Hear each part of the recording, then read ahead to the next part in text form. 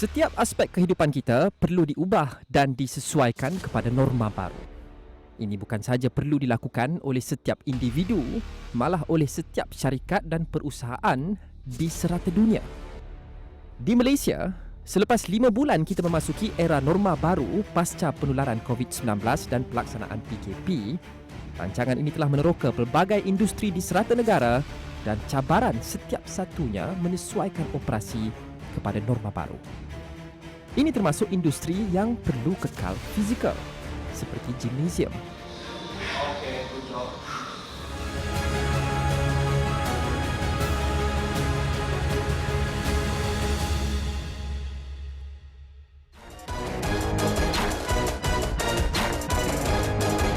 Setelah lebih 3 bulan ditutup, Muscle Up, sebuah pusat gimnasium di Ceras, Ibu Negara akhirnya dibuka semula.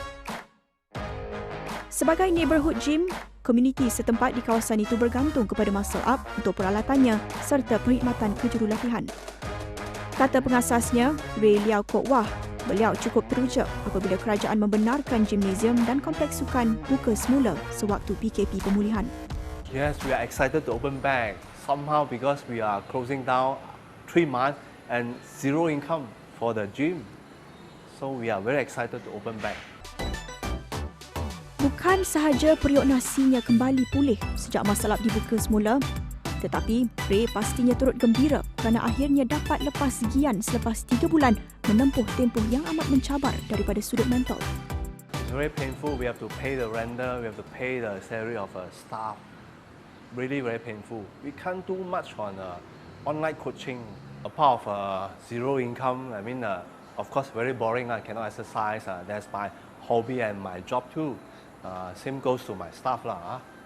And I have to keep paying rental, keep paying salary with zero income. Menyesuaikan diri dengan SOP ketat di pusat-pusat kejagasan pastinya bukan proses yang mudah. Mengelap setiap peralatan selepas digunakan, menunggu giliran untuk latihan secara one-on-one, tidak lagi dapat melepak bersama rakan-rakan selepas workout.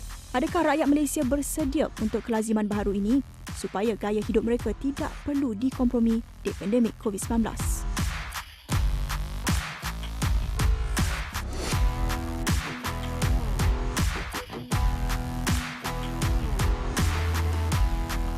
Bagi Tiffany Yao, pengasas pusat yoga The Flow Studio di Bangsar, menyesuaikan diri kepada SOP normal baharu, mengambil masa dan memerlukan kesabaran. I think since RMCO, I think we managed to reopen as a fitness studio. So for us, we had to first understand the government SOPs. Lepas tu kena adapt lah how we run our operations. So even macam our waiting area, semua traffic flow kena follow social distancing. Locker semua kena like skip lockers so that people have space between each other, and also in between each class we have to sanitize each locker and make sure the lockers is not used back to back. Sama dengan cleaning, semua every mat mesti lap pertama kali, lepas tu sanitize 2 kali. Namun, kata salah seorang jurulatih, Aaron Chow, menyesuaikan diri dengan limitasi itu tidak menjadi halangan untuk dia menjalankan tugas. Sekarang ni kita memang tak buat physical adjustment, kita tak sentuh klien-klien kita. So kita memang bagi just cues, verbal cues. Lepas tu cara kita mengajar memang tak berubah langsung. So bagi kita sebagai pelatih yoga, jurulatih, kita rasa okey untuk balik kerja. Sebab kita tak rasa perlu buat extra something, or perlu ubah cara kita mengajar. Bagi sesetengah pihak, larangan yang ditetapkan bagi mengekang penularan COVID-19 tidak menjadi limitasi, tetapi sebaliknya adalah hikmah untuk kebaikan komuniti aktif. Itu pandangan Derek Yap Zian, salah seorang ahli Muscle Up yang lebih gemar dengan suasana gimnasium yang lebih bersih.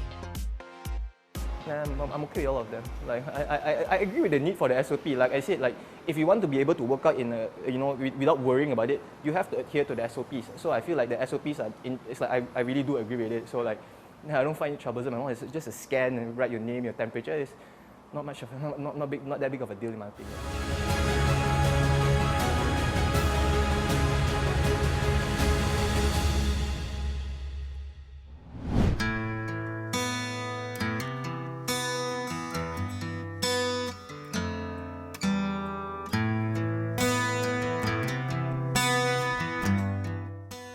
Industri ini pula berdepan cabaran yang unik kerana ia tidak mempunyai kapasiti keuangan yang kuat atau jaringan pelanggan yang begitu besar.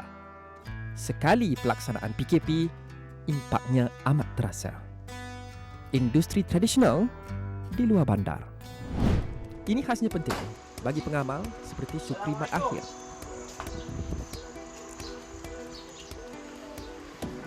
Syukri banyak memberikan perkhidmatan urut kampung pada golongan warga emas atau berpenyakit kronik yang dianggap berisiko tinggi. Dia terhormat sangat juga dengan ni no. Ya, ni terus sarau ni. Kira ni Tahu nak murut. Siapa yang pandai murut. kira kali yang kedua ni okeylah nak. Yang pertama tu ke tak muat kaki lah. Tak lima orang. Apabila mereka mengumumkan dibuka semula, maka operasi urutan tradisional ini akan dijalankan semula mengikut SOP yang telah ditetapkan oleh pihak kerajaan lah. Kini, sarung tangan dan pembasmi kuman menjadi aksesori wajib setiap kali dia bekerja. Ini kerana Syukri memberikan perkhidmatan dari rumah ke rumah, yang bermakna dia mendedahkan diri kepada lebih ramai orang di lebih banyak persekitaran berbeza.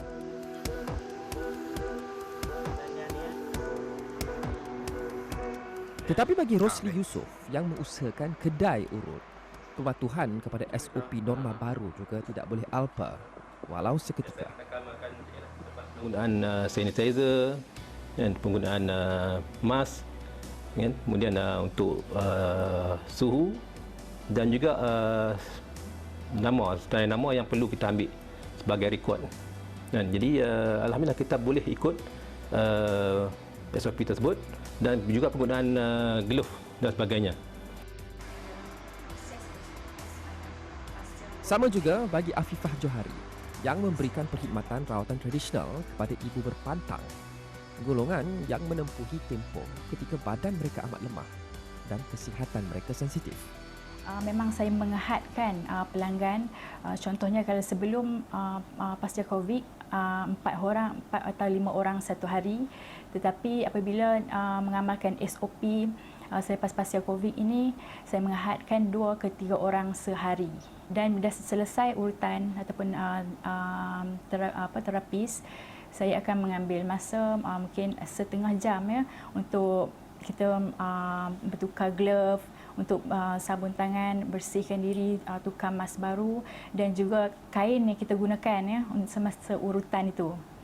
Jadi dia memerlukan sedikit masa dan sebab itu pasca COVID-19 ni saya mengehadkan pelanggan saya. Tetapi setiap elemen SOP norma baru memberi cabaran berbeza kepada industri yang berbeza. Bagi tukang urut, sudah tentu ia adalah keperluan untuk memakai sarung tangan. SOP lepas yang kita amalkan, biasa kita akan pakai glove masa kita buat terapi hutan dan kita pakai mask lah, contoh yang kita ada. Kemudian kita akan sebab bila pakai glove, maksudnya minyak tak akan kena pada kita punya lapisan kulit, tapak tangan dan kulit sebagainya. Jadinya bila kita guna tu, maksud kadang-kadang saya lebih suka cuci tangan dulu. Sebab tu kadang-kadang kalau kita pergi keluar mobile untuk urut di rumah klien pun, saya akan siapkan satu sabun untuk cuci tangan. Saya cuci tangan dulu, kemudian baru saya hand rub. Jadi amalkan itu, alhamdulillah. Kesan tu untuk diri kita pun kita jadi macam dalam diri kan, aku dah bersih. Sekarang ni proses dia kena atok giliran kan, jadi kita tak boleh nak kumpul dekat kedai. Saya buat appointment sejam ke sejam, bermakna ada customer tu dia tak jumpa antara satu sama lain kan, dia cuma berselisih macam tu je. Jadi dulu kita bila saya buat urut, contoh urut lah, urut badan, customer selalunya dia akan ambil kain pelekat sini contoh. Sekarang tak lah, Bila saya dah WhatsApp siap-siap, temu janji pukul 9 malam, tuan sila bawa kain pelekat sendiri. Dan SOP yang dikenakan juga termasuklah tuala kita guna sekali saja, alas ataupun cadar untuk tempat mengurut pun kita guna sekali. Amalkan hand sanitizer, macam tu. Inilah apa yang mereka perlu lakukan untuk menjamin kelangsungan perniagaan dan hidup. Tetapi selepas 3 bulan terputus punca pendapatan, apa saja peluang untuk meneruskan perniagaan mereka alu-alukan. Walaupun jika ia dilaksanakan dengan pelbagai kelainan. Tetapi bagi peniaga kecil, perubahan yang kecil sekalipun boleh membawa beban yang besar. Memang secara tak langsung memang benda tu rasa beban jugalah. Sebab kita terpaksa kena sediakan yang sebelum ni tak payah. Dan kerana pendapatan dan keuntungan mereka yang kecil, mereka kini berdepan dilema. Keperluan menyediakan lebih banyak pembersih dan pembasmi kuman dirasai impaknya. Untuk kami pengamal terapi urutan ni memang terjejas dengan kos yang lebih. Tetapi jika mereka menaikkan harga, ia mungkin menakutkan pelanggan untuk kembali. Bagi Rosli Saad, perlu atau tidak menaikkan harga bergantung pada keadaan. Urut tradisional saya tak naikkan harga-harga cas extra lah kan, sebab saya tahu urut ni memang tapi kebanyakan kos minimum kita cuma guna minyak angin, ya kan, minyak angin je. Kebanyakan tu perkhidmatan daripada diri saya sendiri kan, jadi saya maintain. Dari segi bekam saya naikkan sikit kos kan, jadi bentuk sebab kad pakai buang ni kita kena order selalu kan, jadi kita kena ambil cas. Lepas tu dengan apron kan, dengan alas, dengan face shield, semua tu kita kena ada kos. Jadi saya ada tambahan kos. Kebanyakan saya boleh cakap 90% pada customer yang mai, bila kita cakap pada harga berbeza sikit pada yang lama, tak ada apa-apa yang kata reject atau benda. Cuma orang cakap baguslah sebab kita macam alert lah pasal itu. Kita ambil perhatian untuk keselamatan saya dan keselamatan pelanggan sendiri. Bagi industri tradisional yang agak sensitif dengan sebarang perubahan ekonomi, satu perkara amat penting. Jatuh bangunnya industri kecil yang semakin dicabar oleh peredaran zaman ini mungkin ditentukan oleh mereka yang berada di dalam industri ini sendiri. Kerana nila setitik, rosak susu sebelanga. Jika mereka sendiri tidak berdisiplin mengamalkan semua yang disuruh, ia mungkin mengakibatkan industri ini dilarang kembali untuk beroperasi. Kita jaga kita. Ini mantra yang amat dekat dengan hati mereka yang mencari rezeki di dalam industri ini. Bagaimana pula cabarannya bagi industri yang terus berdepan peningkatan mendadak pengunjung sejurus selepas PKP diumumkan? Cerita Norma Baru kembali selepas ini.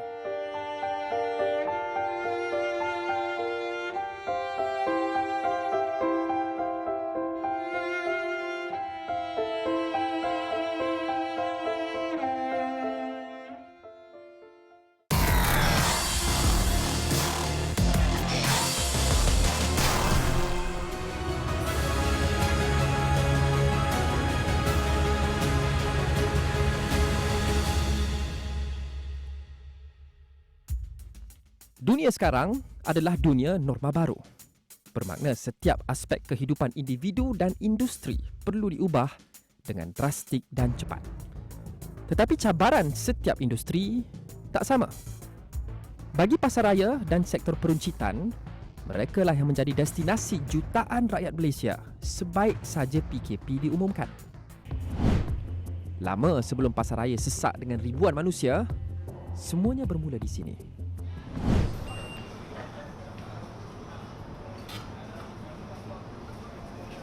First thing, kita punya security akan minta body temperature check dulu. Lepas ni, kalau dia meet requirements, dia akan tuliskan staff punya detail kat sini. Hand sanitizer.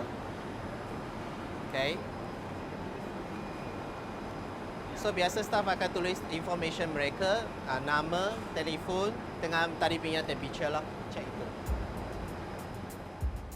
Sektor peruncitan yang sering memerlukan pasukan pekerja yang besar berdepan pelbagai risiko.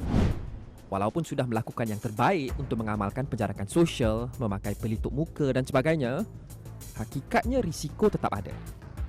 Jika seorang dijangkiti, semua terdedah.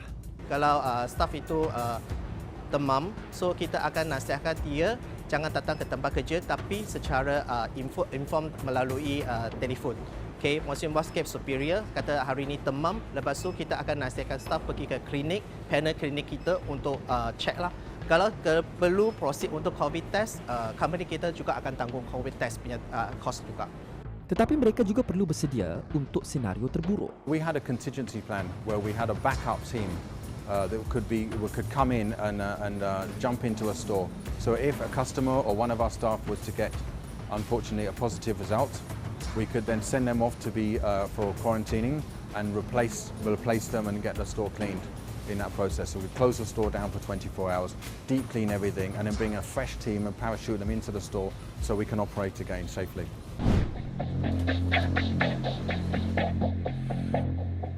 Segala SOP perlu dirombak semula kepada SOP norma baru. Dari saat pelanggan tiba hingga mereka pulang dan di semua detik di tengah-tengah. Before they enter to our premise, we have this temperature scanner, and we also provide free glove for the customers. And definitely, we also have a memo come out. The mask is encourage them to wear masks before they enter to the premise. Once our customers come in, our trolleys are all individually sanitized for our customer. We're also providing gloves for them also. We offer hand sanitizing solution, gloves if customers want it, and a cloth to wipe things. And every trolley a customer will receive is wiped down for each customer. And that's something we actually hired an extra person for every store just to be wiping down handles of trolley. Kemudian, ada juga mereka yang memerlukan bantuan tambahan.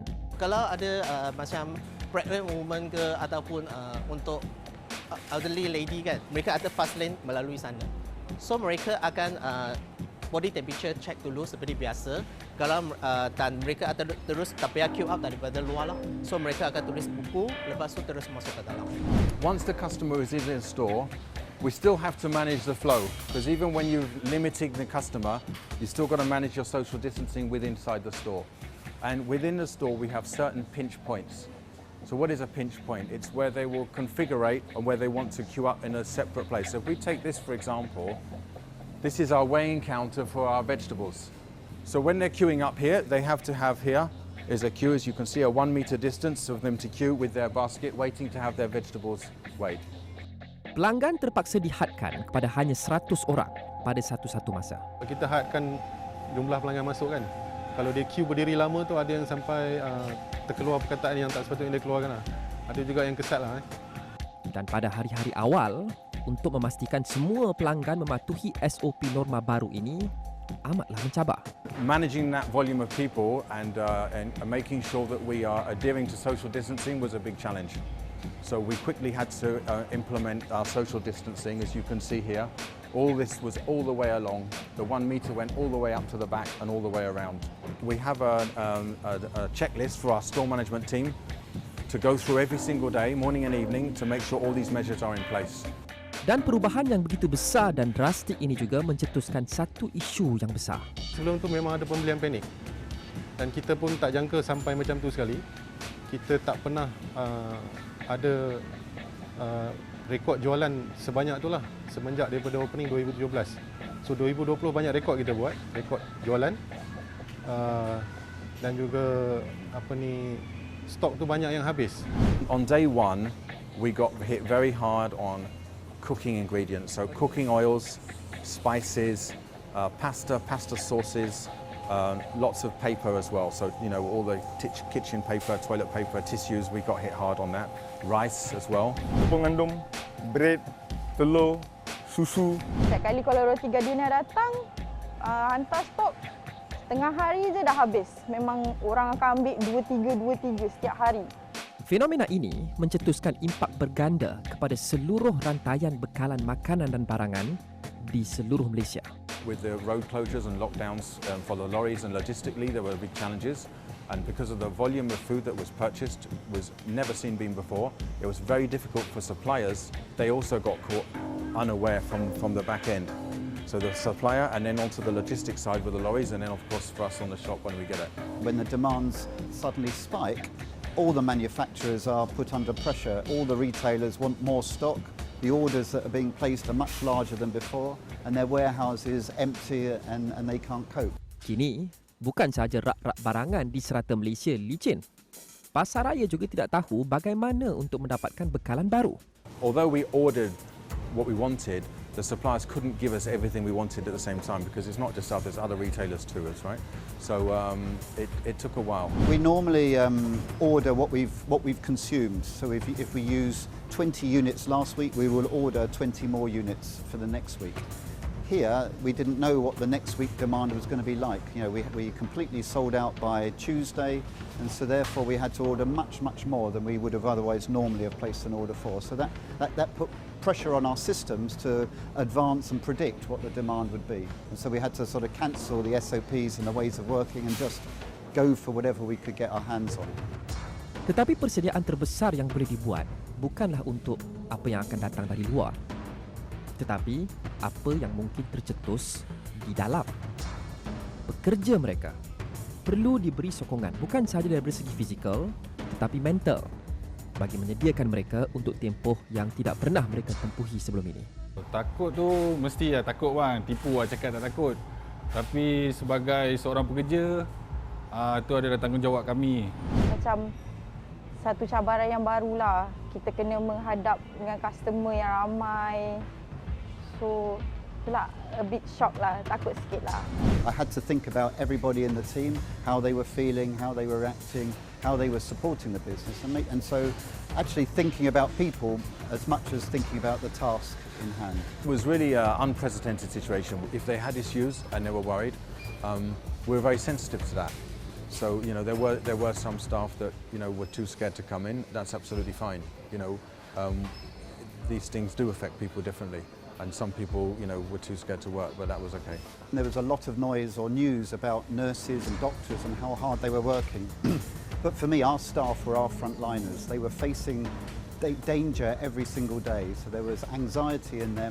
They were unsure of what the danger was and what it was going to mean for them. So we had to take some immediate steps to help them. We gave them extra money. We made sure they had gloves and they had masks and all the equipment. And we looked after them, and they had to work extremely hard in very difficult situations. They were going to be the people that were going to keep us afloat, and we had to talk to them and tell it what it was. You know, it was a more risky environment, so we did give them an allowance, extra allowance every month, and we gave them nobody could get food, so all the food and beverage outlets were shutting down, so nobody could buy a lunch. So we gave them some extra lunch vouchers and lunch money every day, or even supplied them food, just so that they could, carry out the day's duty. Tidak cukup dengan tanggungjawab berat yang menanti, risiko yang lebih tinggi dan persekitaran yang lebih tidak menentu. Mereka masih perlu berdepan 1,001 ragam pelanggan setiap hari. Ada customer yang tak pakai mask, dia argue lah. Kenapa kena pakai mask? Tak ada arahan pada masa tu kan. Tapi kita bagi tahu dia, ni untuk kebaikan bersama lah. Kebaikan encik, kebaikan kami staff ni, kami kena kerja. Kan, dengan pelanggan lain yang pakai mask tapi cik seorang yang tak pakai. Pelanggan yang tak ikut arahan tu banyak lah. Kadang-kadang kita dekat depan kan kita kena scan suhu, kena tulis nama, detail semua. Diorang tak nak buat. Lepas tu macam diorang tak nak tulis lah, tulis nama, tulis detail, nombor telefon. Kadang-kadang diorang tak nak ambil suhu. Lepas tu diorang tak nak pakai mask. Kadang-kadang argue lah kenapa kena pakai mask. Sedangkan MCO kata tak payah pakai mask pergi mana-mana, macam tu lah. Kena kuat lah. Pada saya kena kuat lah. Yang ni sebab kita dah pilih bidang ni, memang pasaraya atau retail business ni, industri ni memang cabaran ni bukan setakat masa PKP je. Luar PKP pun, bukan waktu PKP pun memang akan ada customer yang kita kena urus lah. Ada yang degil. Ada juga customer yang bagi feedback, kenapa kena pakai glove? Dia ada tulis dalam kita punya feedback form, dia kata bila you pakai glove, dia akan memindahkan kuman-kuman tu. Kalau you tak sanitize selalu atau tukar glove selalu. sekali tu saya tak pakai glove kan. Tapi saya pastikan saya punya staff yang handle makanan, contoh macam sayur buah kan, dengan cashier pakai glove. Adalah seorang dia nampak cashier tak pakai glove. Jadi dia marah, dia menjerit-jerit dekat kaunter tu. Tapi pakcik tu memang betul-betul marah. Ramai saksi masa tu. Sedia atau tidak, dunia norma baru sudah tiba. Dan ketika setiap industri membuat persediaan untuk menyesuaikan diri, cerita norma baru akan berada bersama untuk membawakan cerita mereka kepada anda. Dalam minggu-minggu akan datang, kami akan terus menyelusuri cabaran yang dihadapi pelbagai industri lain dan pekerja mereka dalam dunia baru. Daripada industri penting seperti perkhidmatan pos, sehinggalah ke panggung wayang pandu masuk. Terus setia bersama cerita norma baru.